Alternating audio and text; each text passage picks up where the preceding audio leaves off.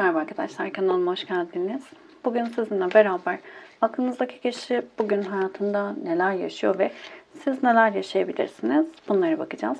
İlahi güçten en net bilgileri alarak aktarabilmek için niyetimi alıyorum. Enerjiye dahil olmak için kanalıma abone olmanız ve bu videoyu beğenmeniz yeterli. Hemen başlayalım. Öncelikle aklınızdaki kişi bugün hayatında neler yaşıyor? Bunlara bakalım. Dönüşüm, yalnızlık ve uyanış kartı geldi. Gün enerjisine baktığımızda biraz kendini yalnız hissettiği bir sürecin içerisinde olacak. Kendi kafasını dinlemek istediği bir gün olabilir. İnsanlardan uzak kalmak istediği bir gün içerisinde olacak diyebiliriz. Burada biraz hem fiziki yalnızlık var hem de ruhsal olarak da yalnızlık var diyebiliriz. Kendini biraz böyle belki uzak bir yerlere gidecek, bulunduğu alandan uzaklaşmak isteyecek. Daha çok böyle yalnız kalmak istedi.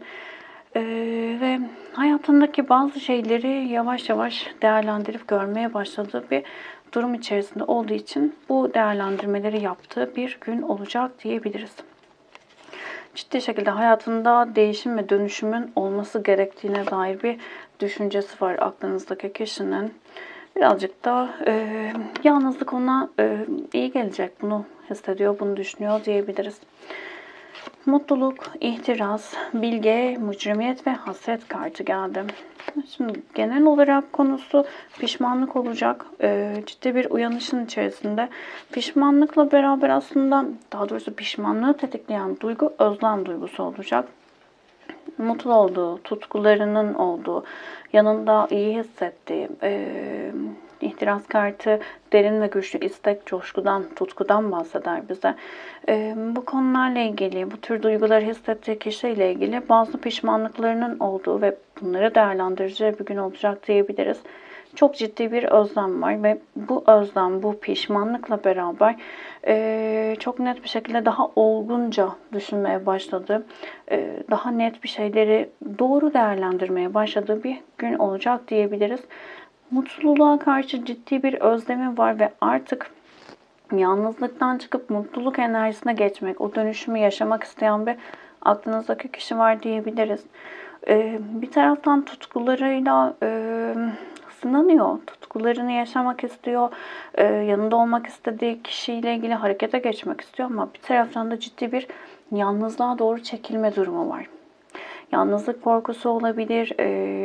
Tekrar bir duruma başlarsak hayal kırıklığına uğrar mıyım olabilir. Kendine güvenmeme durumu olabilir. Ama genel manada baktığımızda biraz sıkıntılı bir sürecin içerisinde. Çünkü burada değişime, dönüşüme doğru giden bir enerji var.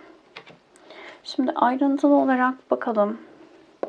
Bugün iş hayatında, özel hayatında sizinle ilgili enerjilerinde ve aile sosyal çevreyle ilgili neler olabilir? Neler geçecek zihninden? Asa kralı geldi.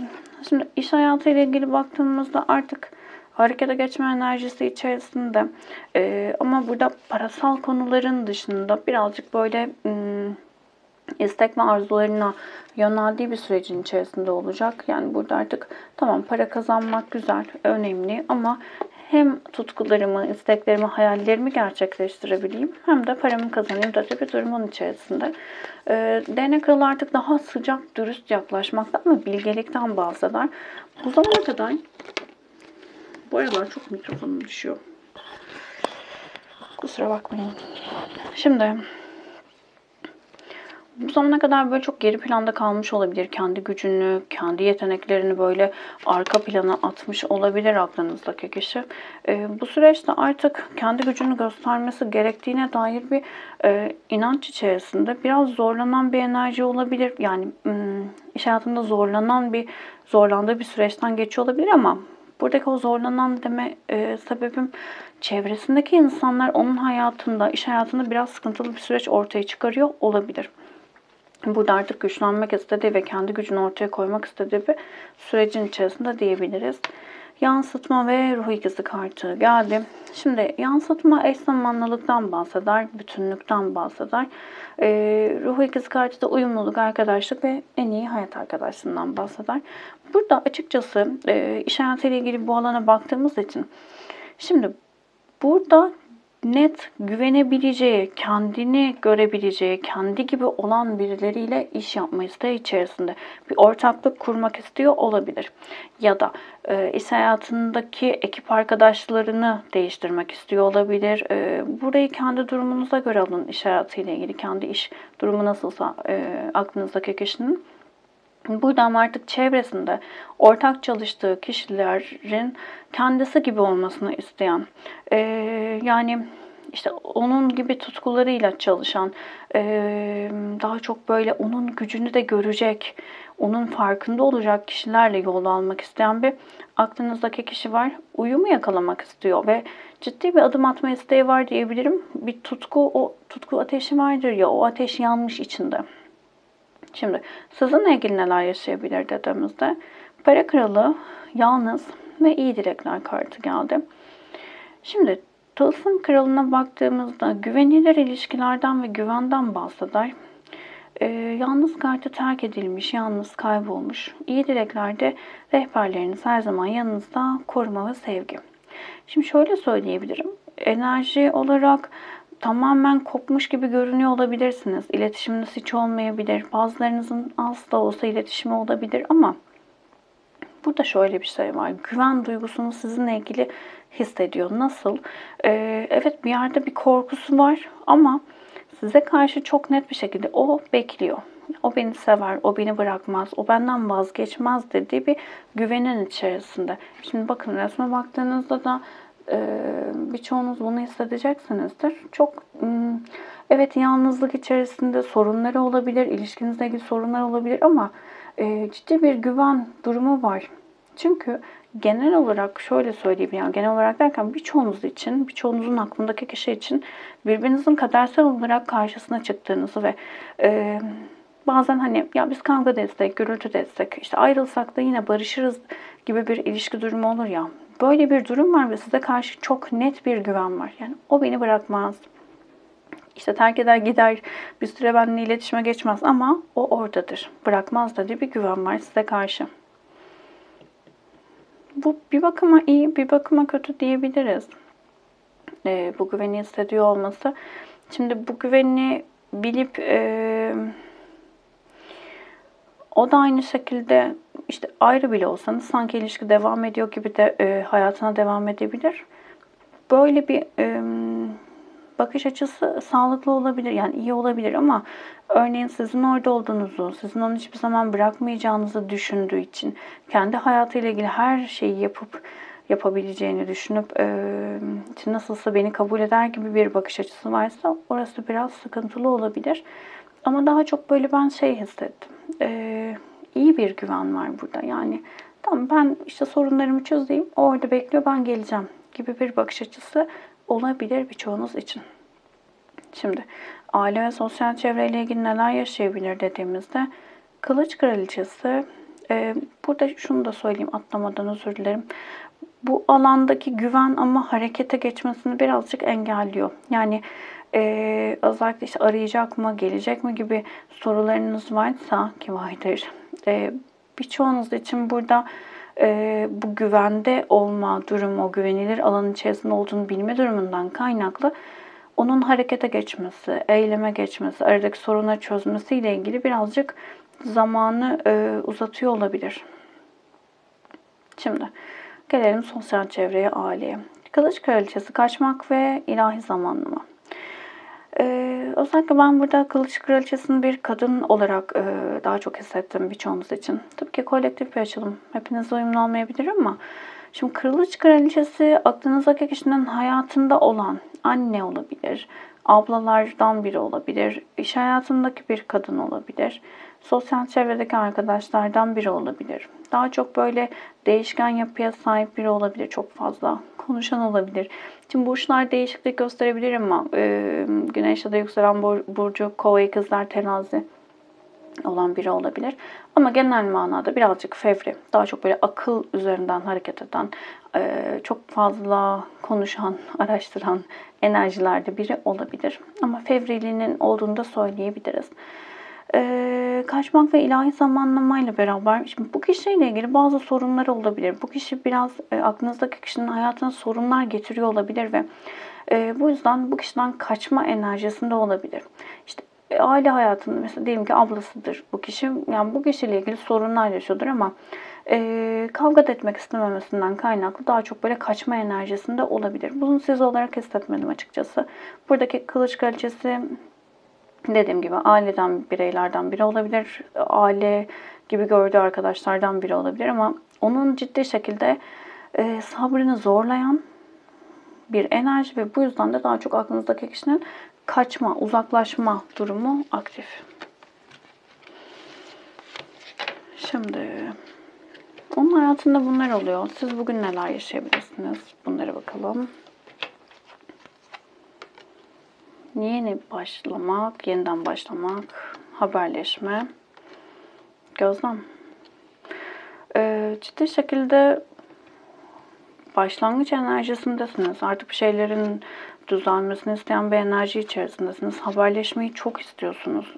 Sizi aramasını, size bilgi vermesini, sürekli sosyal medyadan takip ediyor olabilirsiniz. Gizli bir şekilde ya da ortak arkadaşlar varsa arkadaşlardan bilgi almaya çalıştığınız bir süreç içerisinde olabilirsiniz. Kendi hayatınızda yeni bir başlangıç yapmak istiyorsunuz ama diğer tarafı da geri plana atamıyorsunuz. Yani tamam ben başlayacağım ama o ne yapıyor? İşte o beni bıraktı mı? Devam ediyor mu? Ya da onun hayatında neler oluyor dediğiniz büyük bir merakın içerisindesiniz. Ama dediğim gibi altta da işte yeniden başlama isteği yüksek. Ama burada işte tam olarak harekete geçememeniz o bırakamama durumu diyebilirim. Çünkü tamam ben başlayacağım diye kendinizi motive etmeye çalışıyorsunuz ama diğer planda da arka tarafta o ne yapıyor? Geri gelecek mi? Dediğiniz bir sürecin içerisindesiniz. Burası birazcık sizi yoran bir enerji. Buradan biraz çıkmaya çalışın diyorum. En azından böyle sürekli bakmak, işte sosyal medyasında bir şey paylaştı mı, işte bana mı söyledi, başkasına mı söyledi gibi gibi ya da bazı insanlar bakar mesela mutlu, çok mutlu diye kendileri üzülür. Kendinize dönmeniz gerekiyor. Yani genel olarak her zaman söylediğimiz şey başkalarından kim olursa olsun çıkıp kendi alanınızda daha çok durmanız gerekiyor. Yani başkalarının ne yapıp ne yapmadığı, mutlu olup olmadığı, tabii ki de mutlu olmalarını istediğiniz kişiler tabii ki vardır. Ama genel olarak başkalarının mutluluğu olup olmadığıyla da ilgilenmemek gerekiyor. Siz kendi alanınızda kendinizi şifalandırdığınız, kendinizin hayat yolundaki o amacında adımlar attığınızın ne diyelim farkında olmanız ya da bu adımları atabilmek adına gelişiyor olduğunuzu görmeniz gerekiyor diyelim. Çünkü burada karşınızdaki kişi mutsuzsa ya da sıkıntılı bir şey de yaşıyor olabilir. Ama onun sınavı, o sınavı o verecek, siz değil. Dedim, hemen devam ediyorum. Direnmek, kurnazlık, ödün, düşmanlık ve aile. Şimdi bir taraftan yeni başlangıç istiyorsunuz. Ama dediğim gibi bir taraftan da diğer tarafta aklınız. Direniyorsunuz. Yani sistem diyor ki tamam artık değişmen için gerekli her türlü şeyi sana sunuyorum. Direnme, bırak artık.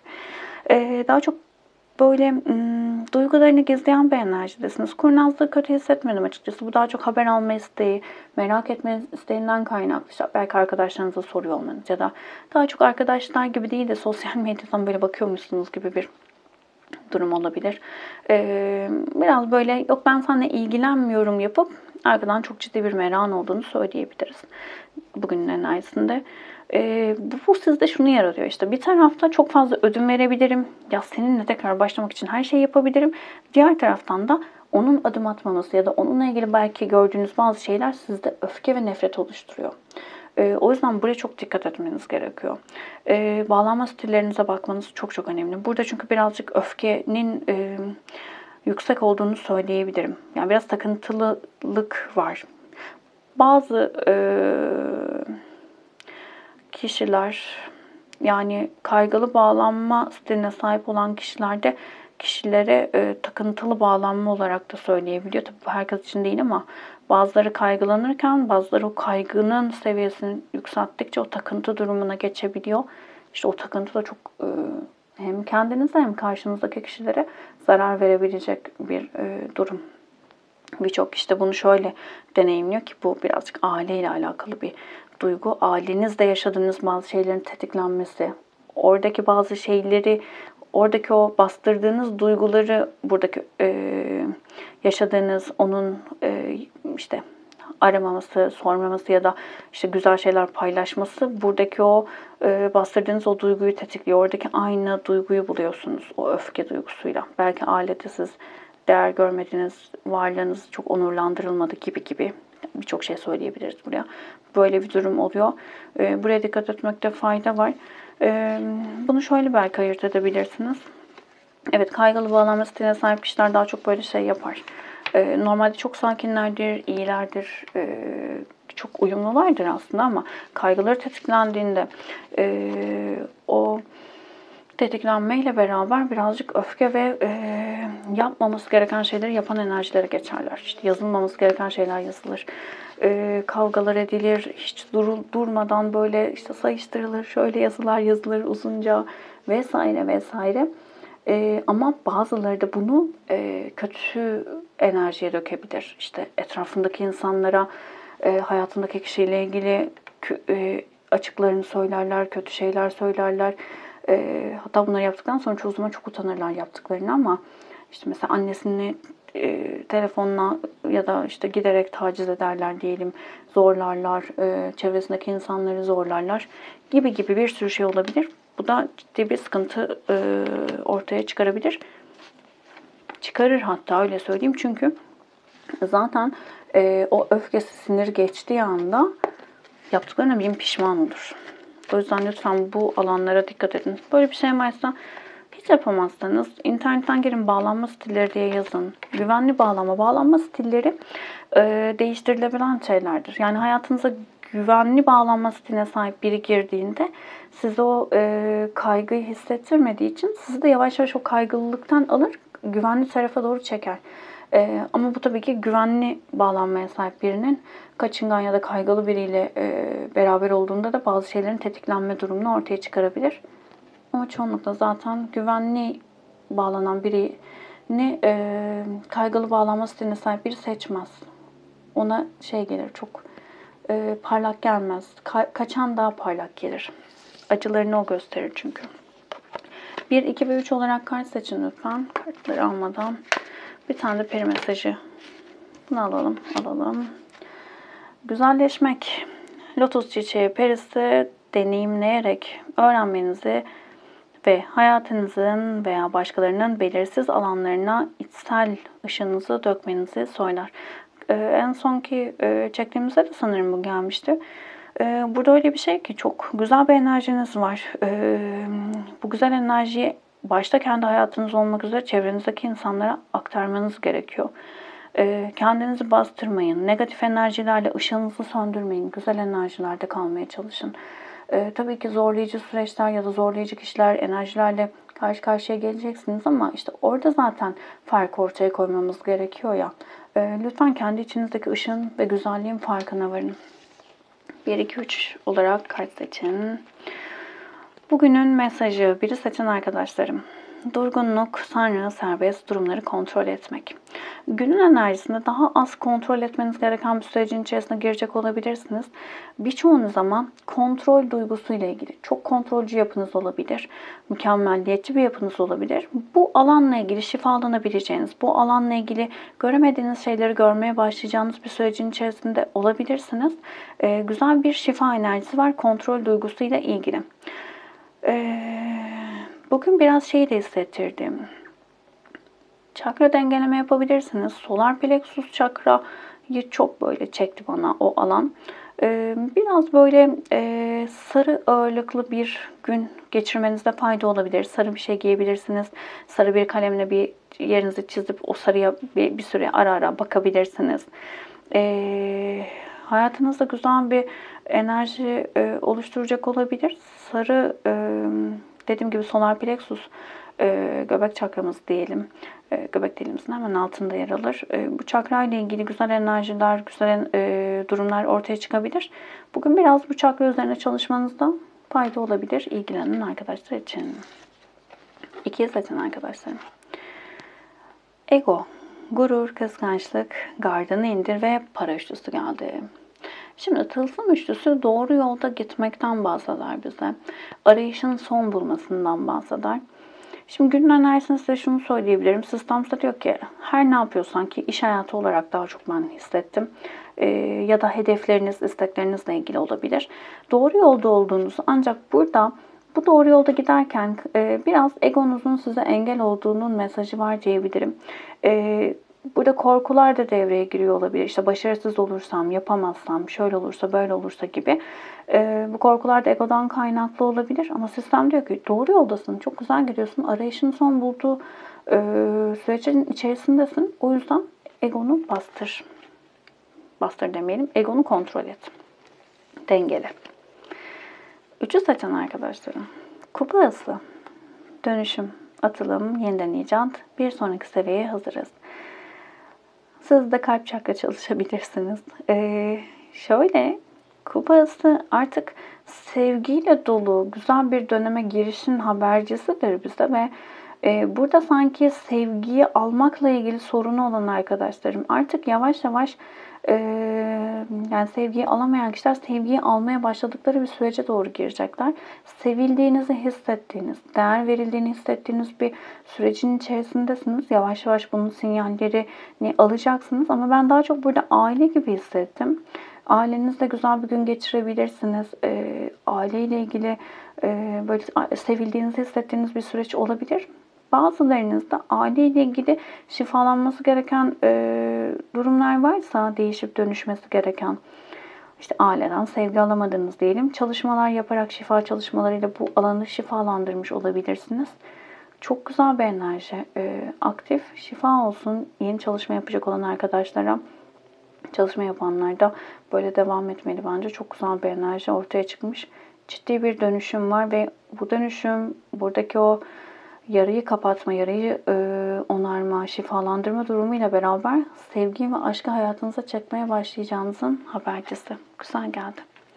Kolektif bir açalım. Hepsiyle uyumlanamayabilirsiniz ama içerisinden mesajlar almaya odaklanın lütfen. His yüklemelerini artık buradan yapmıyorum. İsteyen arkadaşlarım, WhatsApp şifa grubumuz var. Ücretsiz, oraya katılabilirsiniz. Açıklamalar kısmında yer alıyor. Orada günlük his yüklemeleri ve günün sorusu gibi günümüzü aydınlatacak, şifalandıracak, güzel enerjileri aktif edecek çalışmalarım oluyor. Buradan ücretsiz dahil olabilirsiniz.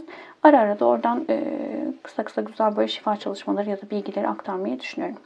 Teşekkür ederim vakit ayırdığınız için. Başka videolarda görüşmek üzere. Hoşçakalın.